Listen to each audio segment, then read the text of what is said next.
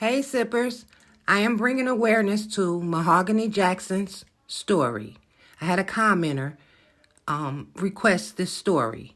You guys make sure you share this video. Let's get her story out there and keep her name alive.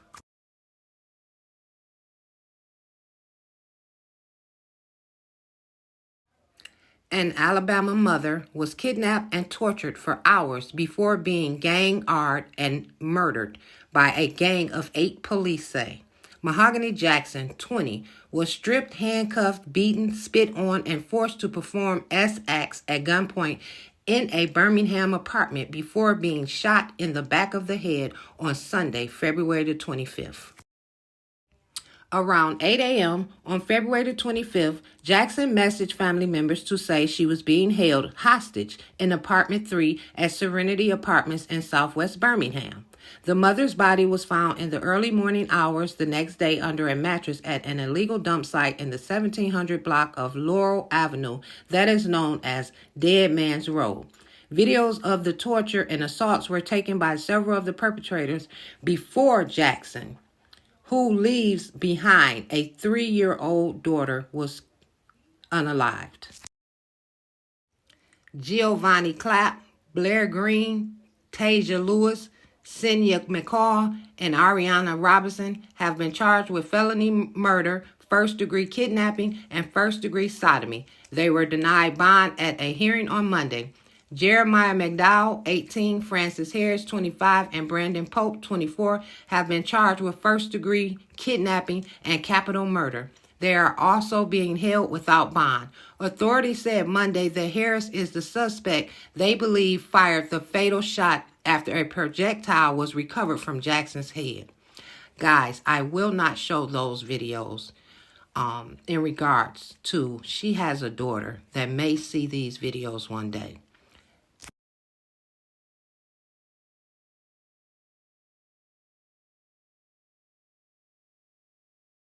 The young mother's ordeal began when she arrived at Pope's home on Macmillan Avenue on Saturday night with several of the suspects, all of whom she knew. Birmingham homicide detective Mark Green testified at Monday's hearing. The abduction began at the property, and videos taken by the suspects show Lewis and McCall stomping and spitting on Jackson outside Pope's home. Jackson was on the ground. Green testified while she was repeatedly assaulted by several of the suspects. At one point, Lewis was straddling Jackson while punching her in the head. Coward. The distressing footage reportedly shows Jackson telling her attackers they had won and begging to be let go. In another video, Lewis was seen taking off Jackson's shirt and dragging the nude Jackson by her hair toward a vehicle. McCall was seen on the video yelling for someone to pop the trunk, Green told court.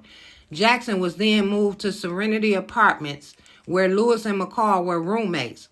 4 more videos of Jackson's torture were recorded there, the detective said. Jackson was then shown being forced to perform oral on defendant Blair Green in McCall's bedroom.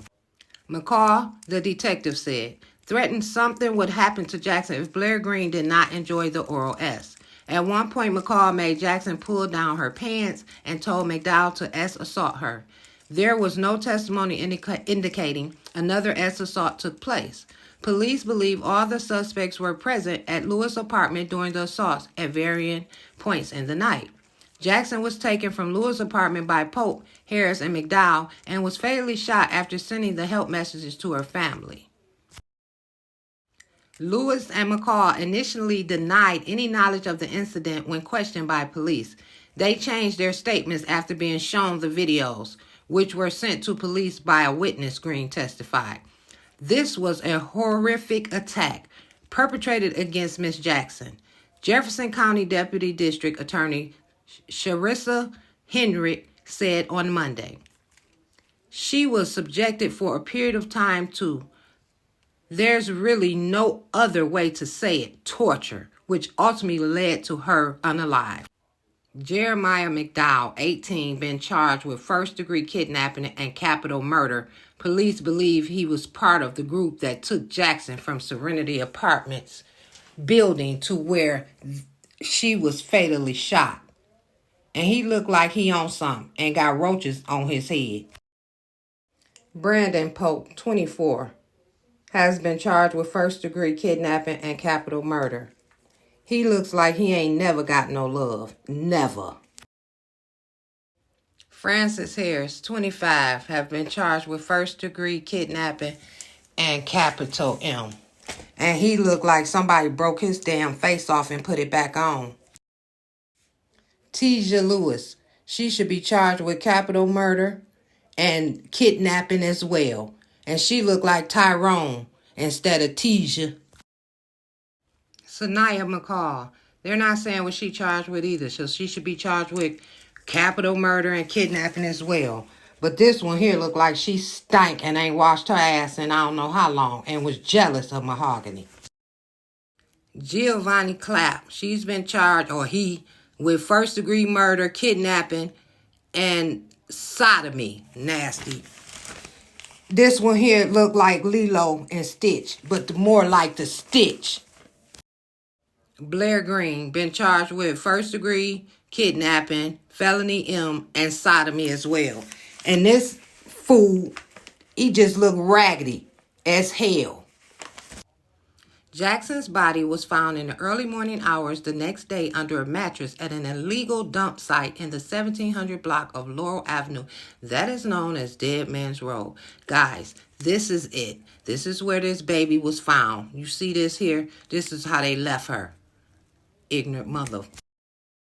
And this is one of the complexes they had her at. News right now on the 4. The more information we learn about the disturbing kidnapping and murder of Mahogany Jackson, the harder it is and more awful it is to hear. Some of those suspects accused in her killing making an appearance in court today. Bria Chapman joins us now live with the latest. And Bria, the details that you heard today in court are disturbing and heartbreaking.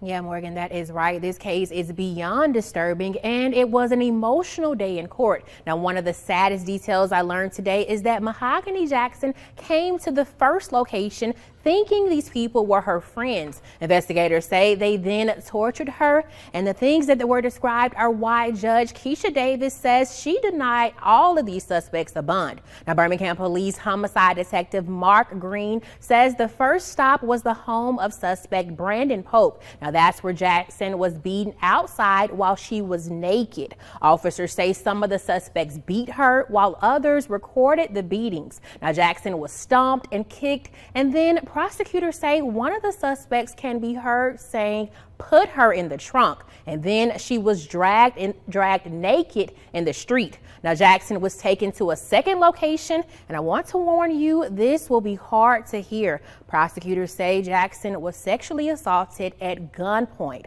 Officials say she was handcuffed, beaten, pistol whipped, and then spat on. Now, Jackson's family, including her mother, were present in court today, and as they read out the evidence, you could hear them getting very emotional. DA Danny Carr says, though, this will be a long road to get justice for Mahogany, and he also explains why only 5 out of the 8 suspects were present today for the Anais Law hearing. The individuals that are charged with capital murder, obviously, the law, the statute and the rules of criminal procedure says that their bond can be set at a no bond automatically. The individuals that are charged with felony murder, the statute requires a hearing. The next step, obviously, is there'll be further investigation with Birmingham Police Department. Yeah, another sad thing we learned today was that the suspects wanted the password to Mahogany Jackson's phone. Officials say they even told her if she gave it to them, they would let her go, only to kill her anyway. Now, live at 5, you'll hear what District Attorney Danny Carr says he told the family today. Morgan. Tonight, new details in the death of Mahogany Jackson. 6 of the 8 suspects in court today. Thank you so much for joining us here at 6. I'm Brittany Decker. I'm Guy Rawlings. We've been following the Mahogany Jackson case. WVTM 13's Aaron Llewellyn, live and local in Birmingham tonight outside the Jefferson County Courthouse. A lot of the details too gruesome to talk about, Aaron. Yeah, Guy, Brittany, the hearing today lasted for about 3 hours, and the legal teams went through the details of what led up to Mahogany Jackson's death and even uncovered some new details about her final moments, and some of it was too unbearable for her family to hear. Now, today we know that the defense attorneys claim that Jackson was at one of the suspects' house, Brandon Pope, and questioned him about a gun that she says was stolen and money that was also stolen from her purse at some point throughout the day. She even made him strip to prove he didn't have it. Now, Pope told Harris to do something to her because she made him strip. Now, the detectives working the case say Jackson was assaulted multiple times throughout the time she was being held against her will. Now, both Jackson and some of the suspects' families were in the courtroom today for the detailed hearing, some of it becoming emotional. Now, District Attorney Danny Carr says her family might be disappointed some of the charges were reduced or thrown out, but they're one step closer to justice. They understand the circumstances, but they also appreciate what we have in front of us, and they understand that this is a marathon and not a sprint. There's still a lot of work ahead of us, and we'll be there with them every step of the way and make sure that there's accountability. Now, later in the day before Jackson died, she was put in Harris's car, and he, Pope, and McDowell took her to clean Harris's car out. Even though the defense claims Harris said they were taking her back to her house, that's when Harris is accused of pulling the trigger and shooting Jackson in the back of the head. Now, District Attorney Danny Carr calls this one of the most gruesome murders he's ever seen. Since I've been in this office, I've had some, yes. Some of y'all maybe, I was young too at the time, but the Thanksgiving homicide at the Airport Inn Hotel, where 3 people were brutally murdered in the Airport Inn Hotel on Thanksgiving morning. I actually handled that case and tried it myself. That was a very brutal case. This one, unlike that one, the brutality kind of played itself out in real time because it's video. There's a video involved.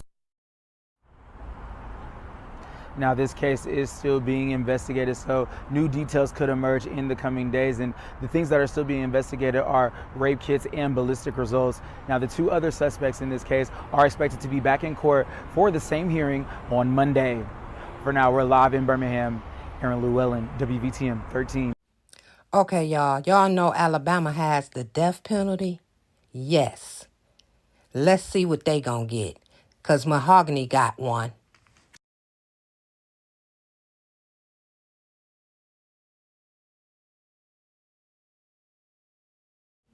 Y'all remember to hit that like button on your way out and don't allow anybody to steal your joy.